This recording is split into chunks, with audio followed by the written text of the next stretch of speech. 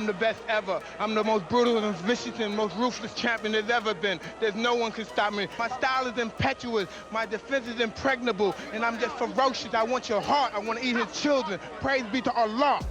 At 13, Mike Tyson was a lost cause, locked up in juvenile detention with no future in sight. That is, until he met Cus D'Amato, the man who would change his life forever. D'Amato saw potential in the young Tyson and introduced him to a training regimen that would shock the boxing world. In this video, we're breaking down the exact workout plan that transformed Tyson from a troubled teen in Brooklyn to the youngest heavyweight champ in history. Get ready to transform your body, because these are the secrets to Mike Tyson's amazing training that you can do at home without needing any equipment. I'm Takeshi Fit, and I'm here to show how you can get shredded like any of your favorite celebrities and characters. Let's break down how we can train like Mike Tyson in his prime without the need of a gym. So first of all, can Mike Tyson's extreme methods work for the average person? This is a question that many fitness enthusiasts ask. That's because he trained like a monster. We're talking about 50 to 60 hours of training per week. This combined boxing, cardio, calisthenics, and mental conditioning that turned Mike into a powerhouse of speed and endurance. Now, do you need to train 50 hours per week? Of course not. But are there still lessons we can take from his intense training routine and make you look like Sailor Popeye with a thick physique? Definitely. This was just a glimpse into his workout routine during his prime. Mike would spend 6 years doing this training regime where he'd start early in the morning with a long run. Then he'd continue with a boxing session until later in the day, where it would be calisthenics, including thousands of sit-ups, push-ups, and air squats. This entire approach boosted his muscular endurance and explosive power in ways traditional training couldn't match, as he was working out 6 days a week and 7 hours per day, sometimes even 8 hours a day. Critics argued that Tyson's methods could lead to overuse injuries and lacked modern strength and conditioning principles. While these concerns are valid, it's clear that his approach worked for him. That's because within a couple of years, during the late 1980s, Mike Tyson's daily physical training transformed him into an absolute monster, and also the youngest heavyweight champion in history at just 20 years old, a record that remains unbroken to this day. During his prime, he was 5 feet 11 inches tall, weighed around 215 to 218 pounds, with an 8% body fat. The surprising thing is that he didn't lift weights at all during this time. The truth is, Mike Tyson developed his legendary strength and explosiveness through a combination of cardio and calisthenics, through what is known as functional strength. That's because functional training works on exercises that replicate real-life activities, such as lifting, squatting, and climbing, whereas traditional strength training isolates specific muscle groups. His calisthenics-based routine allowed him to stay light on his feet while still packing a punch that could floor any opponent. Mike did high repetitions that not only built muscular endurance, but also improved his cardiovascular fitness.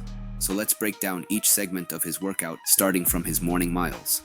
Mike would start the day at 4 a.m. with long periods of stretching and interval sprints, followed by a 4-mile-long run and a 1-mile walk. After that, Mike would do 500 push-ups and 500 sit-ups before resuming his sleep by 5:30 a.m. He'd wake up at 10 a.m. to have breakfast, usually oatmeal and a glass of milk. Then, at around noon, Mike would do his first boxing session, including mitt and pad work, the speed bag, and the slip bag. The biggest component in Mike's training was the emphasis on the slip bag, as this would train him to do proper head movement during fights. That's where he practiced the signature peekaboo head movement, which allows swift neck movement and ducking quickly for counterpunching, usually either by uppercuts or rising hooks. This is where that Mike would begin with the sparring session, and because his trainer Cus was old school, he'd structured Mike Tyson's workouts similar to real boxing matches, training by rounds. 3 minutes of heavy work, followed by 1 minute of rest, and then repeat 10 to 12 times. The workout would end with another 500 sit-ups, but he would also add 500 air squats. Mike Tyson avoided traditional weightlifting because of the potential loss of speed and agility that can come with heavy resistance training. In the evenings, after having lunch and relaxing, he'd come back for the second round of gym training. This is where his approach and volume shows that with dedication and the right body weight exercises, you can build an impressive, functional physique anytime, anywhere. That's because the sheer amount of calisthenics in his training would be enough to make most people drop their jaws. In this session, Mike would perform 2,500 sit-ups, 2,000 air squats, 500 push-ups, 500 bench dips, and do 10 minutes of bridges 6 days a week. Since he already did 500 push-ups, 500 air squats, and 1,000 sit-ups before, he would use this session to finish up for the day. One of his unorthodox methods included the neck bridges. He'd do 200 to 500 of these, front and back, to strengthen all sides of his neck. This exercise made him grow his neck to be 20 inches thick and provided crucial protection in the ring. Now, of course, this neck exercise will only help if you're doing combat sports, as a strong neck will help you absorb direct hits to the head easier. But even Mike Tyson himself said this exercise injured his neck later in life. You remember when I used to do those rolls on my head? Yes, bridges. They destroy your neck. Do them for 3 minutes, then stop a minute. Do them for 3 minutes, so I do it for 5 or 6 rounds, 8 rounds. And as time went on, it just beat me up in there. Your neck used to start at your temples and just go straight down. You need for fighting, you need a good neck. So how can you apply Tyson's methods to your own fitness routine? But training for 8 hours a day is impractical and inaccessible for most people. Therefore, we're going to pick the same exercises he did, but reduce it to a manageable number and gradually increase the reps. The main exercises in his training are push-ups, sit-ups, squats, and dips. Mix in cardio and sport-specific drills such as running, walking, and shadow boxing to enhance your overall fitness. Remember, Tyson's extreme volume isn't necessary for most people. Focus on consistency and gradual progression. Because even a fraction of Mike Tyson's routine, compacted in 30 to 60 minutes per day, can bring you significant improvements in your strength and endurance. But Tyson's training went beyond just physical exercises. His routine was as much about mental conditioning as it was about physical preparation. And that's where things get really interesting, because you've seen Tyson's physical training, but his mind was his secret weapon. The mental techniques he used made him feel unbeatable before even stepping into the ring. Cus D'Amato, Tyson's trainer, believed in him the moment he laid his eyes on him, even when no one else would.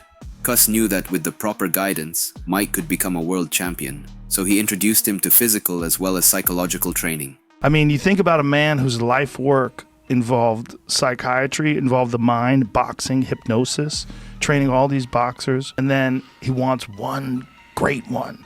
He said he summons me. He summoned you. If your confidence is not a delusional perspective, you have the right confidence to do whatever you believe you can do, if you really believe it. Tyson repeated powerful affirmations daily, like, "I'm the best fighter in the world," and it worked. Mike said, "The more I said it, the more I believed it." Daily affirmations became a regular part of Tyson's routine, constantly reinforcing the belief that he was unbeatable. The results were clear. Tyson entered the ring as a psychological force to be reckoned with. His opponents often looked defeated before the first punch. That's the power of mental conditioning. These unconventional methods created perfect harmony between Tyson's mind and body. The physical training built the machine, but the mental training taught him how to fully unleash its power. His unshakable belief let him push past limits and tap into seemingly superhuman strength and speed. Mike Tyson's success came from a powerful combination of intense bodyweight training and mental conditioning.